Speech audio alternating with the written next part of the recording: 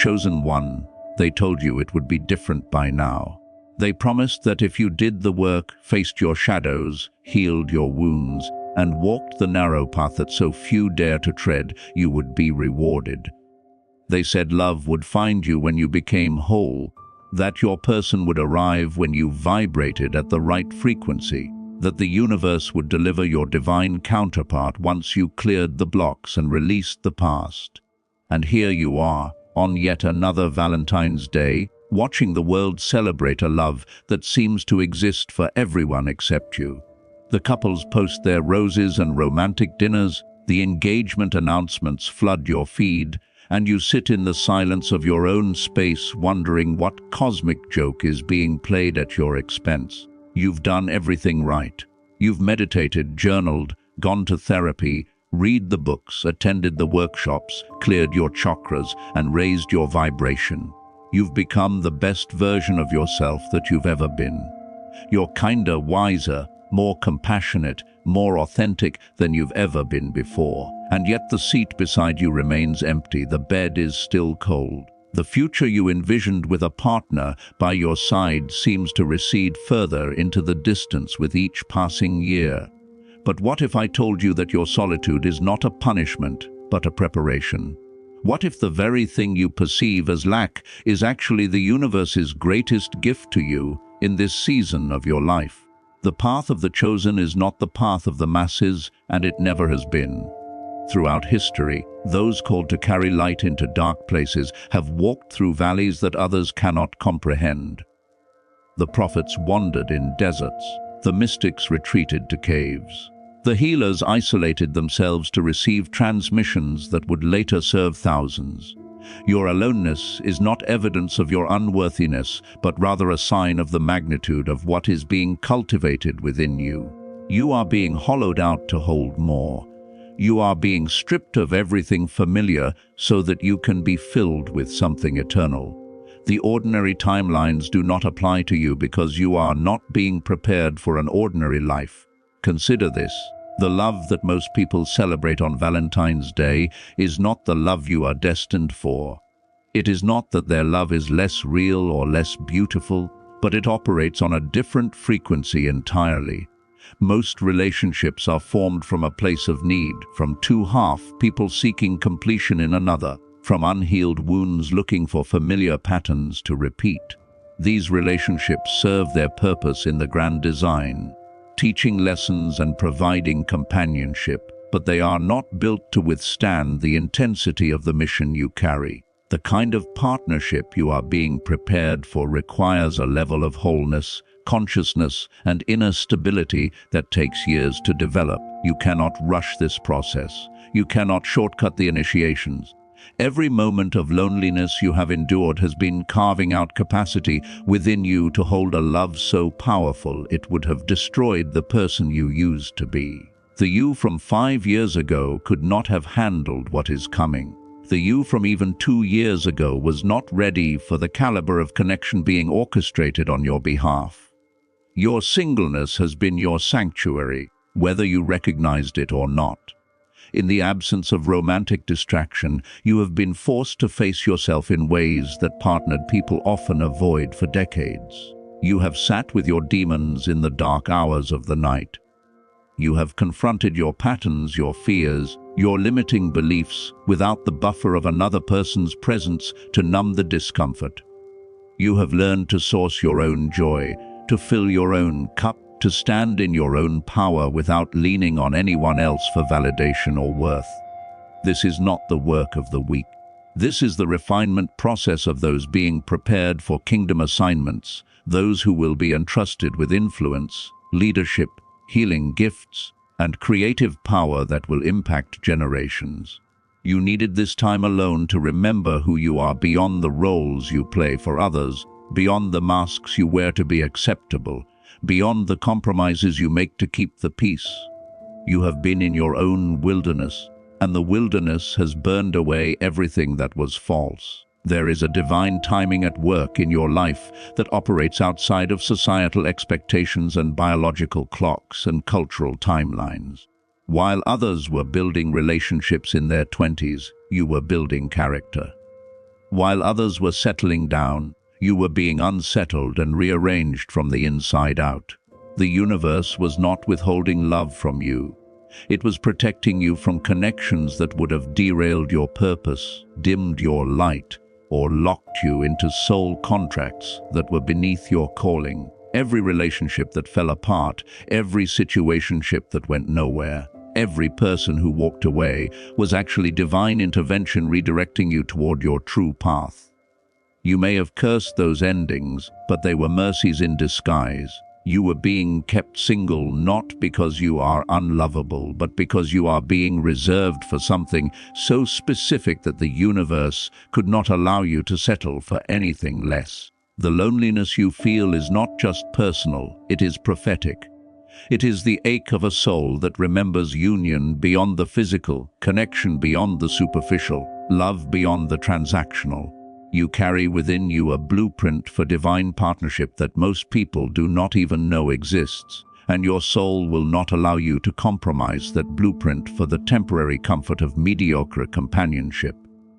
This is why the casual dating feels hollow. This is why the surface level connections leave you feeling more alone than being by yourself. This is why you cannot force chemistry with people who are perfectly nice but not aligned with your frequency.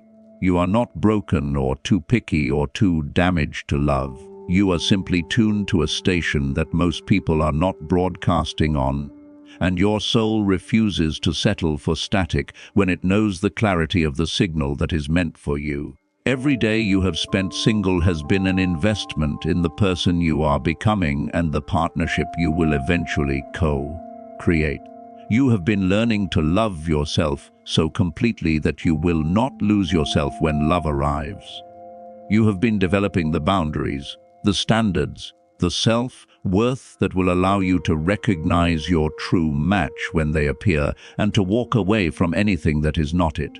You have been cultivating the inner richness that will make your relationship a place of overflow rather than depletion, where two whole people come together to amplify each other's light rather than complete each other's lack. This kind of relationship is rare because this level of preparation is rare. Most people enter partnerships from woundedness and spend years trying to heal within the container of the relationship. You are being given the opportunity to arrive healed, whole and ready to build something extraordinary from a foundation of fullness. The Valentine's days you have spent alone are not wasted years but wilderness years, and wilderness years are where legends are forged. Moses spent 40 years in the desert before leading his people to freedom. Jesus spent 40 days in the wilderness before beginning his ministry. Every great spiritual leader has endured seasons of isolation that looked like abandonment but were actually divine education. You are in your wilderness season, and it is preparing you for a promised land you cannot yet see but your soul knows is real. The desert is not meant to kill you. It is meant to kill everything in you that is not truly you. It strips away the false identities, the people-pleasing tendencies, the codependent patterns, the need for external validation. It teaches you to find water in dry places, to hear the voice of God in the silence, to stand strong when there is no one standing with you. Your singleness is also a protection from energetic entanglements that would have drained the very essence you need for what is coming. Every person you connect with intimately leaves an imprint on your energy field, and as someone who carries light, you are particularly susceptible to taking on the wounds, traumas, and lower frequencies of others. The universe has kept you in a season of solitude, not to punish you, but to preserve the purity of your frequency during a critical phase of your spiritual development. You have been undergoing upgrades, downloads, and DNA activations that require a clear channel, and the wrong relationship would have disrupted this entire process. While you thought you were simply lonely, you were actually being recalibrated at a cellular level, rewired for a higher purpose, and prepared to anchor frequencies on this planet that have not been accessible before. This work happens in the silence, in the stillness, in the sacred aloneness that you have cursed, but that has been your cocoon. There is something you are meant to birth into the world that could only be conceived in solitude. A book that needs to be written, a business that needs to be built, a ministry that needs to be launched, a creative work that needs to be completed, a healing modality that needs to be developed. These soul assignments require undivided attention, focused energy, and long hours of deep work that partnerships often interrupt. The chosen ones are often kept single during their most productive and creative seasons because the mission must take precedence over romance. This is not about denying yourself love. It is about honoring the cosmic timing of your life's work. There are seasons for planting and seasons for harvest, seasons for building and seasons for enjoying what has been built. You are in a building season, and the foundation you are laying right now will determine the height of everything you construct in the future. The relationship you desire will come, but it will come after you have built the platform that your partnership will stand upon. Consider the possibility that you are single because your future partner is not ready yet. While you have been doing your inner work, healing your attachment wounds, and raising your consciousness, the person meant for you has been on their own journey. They have been fighting their own battles, facing their own demons, learning their own lessons. The universe is coordinating two separate healing journeys so that when you finally meet, you will both be whole enough to create something healthy. Divine timing is always more intelligent than human desire. You may have been ready 3 years ago, but they were not. Or perhaps they were ready, but you were not. The cosmic choreography of destined partnerships is intricate and precise, and every delay has been necessary to ensure that when the meeting finally happens, both parties are equipped to recognize each other and do the relationship justice. The universe is not keeping you waiting to be cruel. It is keeping you waiting to be kind, to spare you the heartbreak of meeting your person before either of you is prepared for the intensity of that connection. Your standards have become too high for casual connection, and this is not a flaw but a feature of your evolution. You have tasted depth, and you can no longer stomach shallowness. You have experienced authentic connection with your own soul, and you can no longer pretend to be satisfied with surface-level interactions. You have felt the presence of the divine in your solitude, and you can no longer tolerate relationships that feel spiritually dead. This is the natural consequence of waking up. Once you have seen beyond the veil, you cannot unsee it. Once you have experienced true intimacy with yourself, you cannot accept the performance of intimacy with another. Your heightened standards are not making you unlovable, they are making you unavailable to anything that is not divinely ordained. And this is exactly where you need to be. The wrong people are intimidated by your standards. The right person will meet them effortlessly because they have been holding the same frequency, asking the same questions, doing the same work. There is a spiritual warfare element to your singleness that you may not have considered.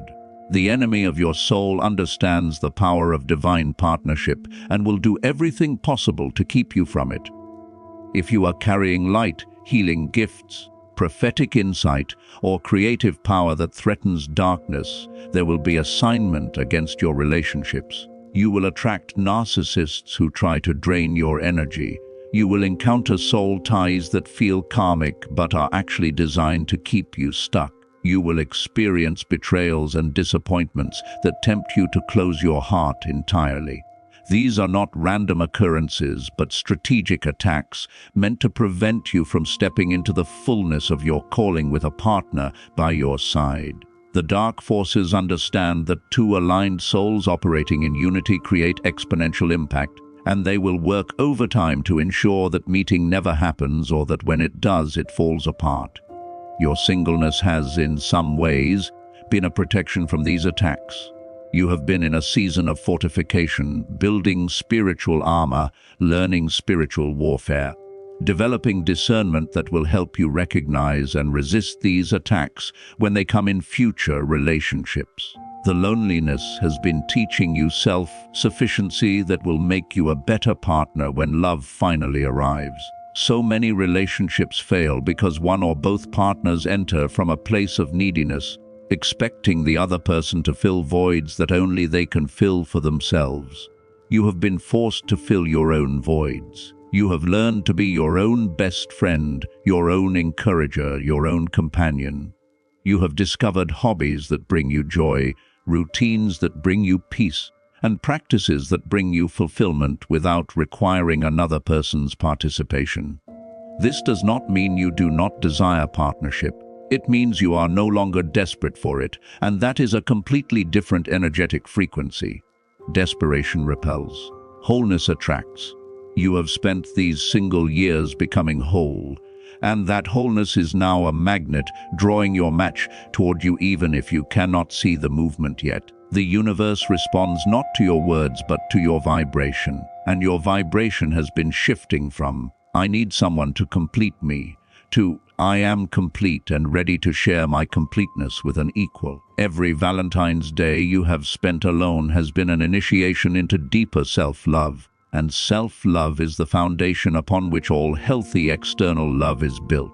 You cannot truly love another person from a place of wholeness if you have not first learned to love yourself from that same place. The years you have spent single have given you the opportunity to romance yourself, to date yourself, to discover what actually brings you joy versus what you thought should bring you joy based on societal programming. You have learned your love language by speaking it to yourself. You have learned what you need in a partner by becoming that for yourself first. You have set the standard for how you deserve to be treated by treating yourself with that level of care, respect, and devotion. When your person finally arrives, they will not be teaching you your worth. They will be confirming the worth you have already established. They will not be showing you how to love yourself. They will be mirroring the love you have already cultivated within. There is a divine paradox at work here that only the spiritually mature can understand. You must become so complete in your aloneness that you no longer need relationship, and it is precisely at that point that relationship becomes available to you. As long as you are chasing love from a place of lack, it will elude you. The moment you surrender the chase and make peace with your singleness, the energetic shift creates an opening for love to find you. This is not a game the universe is playing to frustrate you. It is a spiritual law. Like attracts like. Wholeness attracts wholeness. Desperation attracts unavailability. Peace attracts peace. You have been in a season of cultivating such deep inner peace and contentment that when your partner arrives, they will be adding to an already abundant life rather than filling an empty one. This is the kind of relationship that lasts because it is not built on need, but on genuine desire to share journey with another soul who is also whole and complete.